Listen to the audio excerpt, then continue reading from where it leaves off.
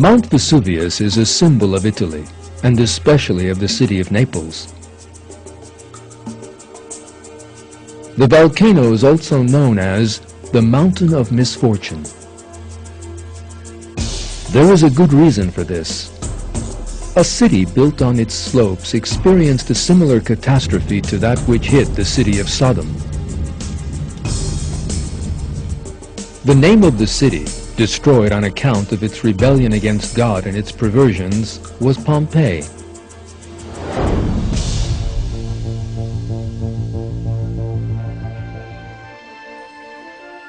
These pictures portray what was once the busiest street in Pompeii.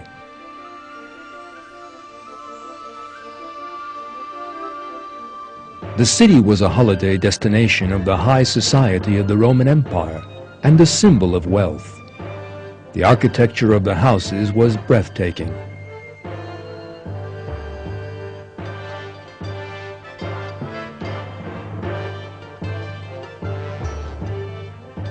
The people of Pompeii were very wealthy. Yet, instead of giving thanks to God for that wealth, they turned into a nation of deviants and gave themselves over to debauchery, and the city became a den of iniquity.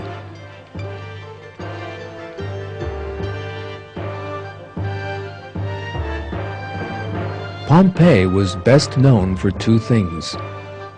One was the gladiatorial combats organized in the huge arena solely for the amusement of the rich. That savage spectacle had only one rule: to fight to the death.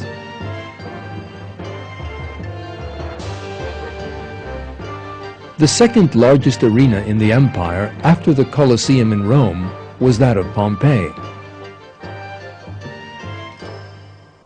In the early years of Christianity, that arena witnessed the deaths of countless numbers of people solely because of their belief in God.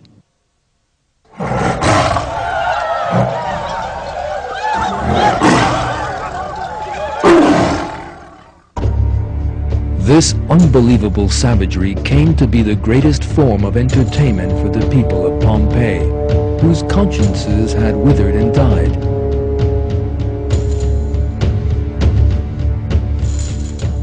The second main feature of Pompeii was that it was the scene of the most ruthless implementation of the system of slavery, which prevailed throughout the Roman Empire. For a slave to disobey an order, there could be only one end. They were treated as worthless objects, bought for money. Yet the real oppression of the slaves by the nobles of Pompeii was something different. They were forced into prostitution. The perverted homosexual relations between themselves among the nobles ended in the rape of slaves no older than children. In short, their wealth had made the people of Pompeii degenerate and led them into a morass of perversion and deviancy. They had no idea what was about to happen.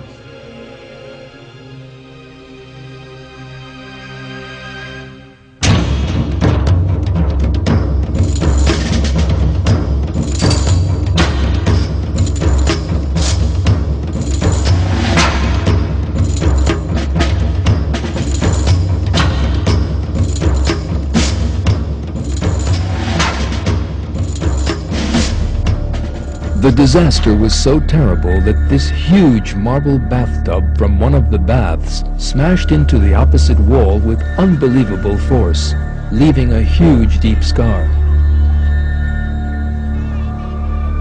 In an instant, the lava from Vesuvius wiped Pompeii off the face of the earth. That disaster remained concealed under the ground for the next 2,000 years.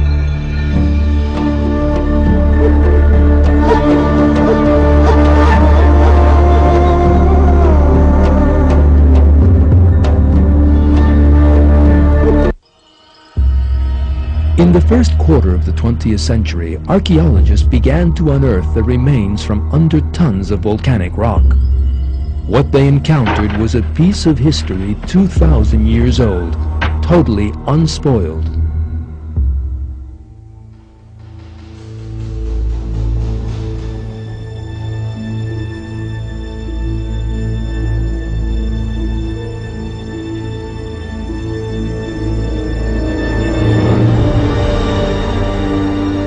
The disaster had struck the people of Pompeii so suddenly that everything stayed just as it had been 2,000 years ago, as if time had stood still.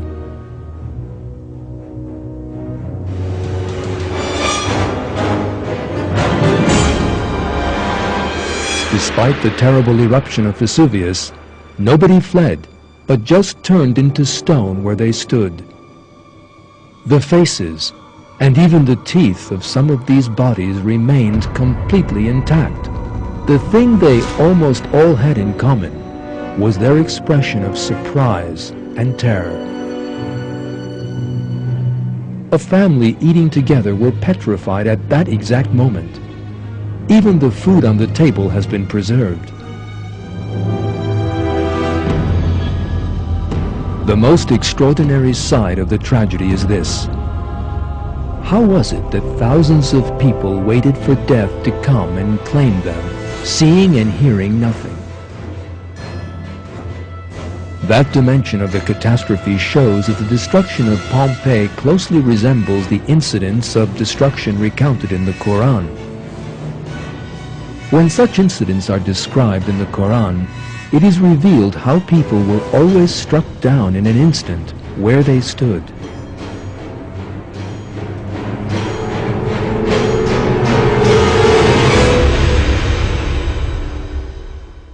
It was but one great blast and they were extinct.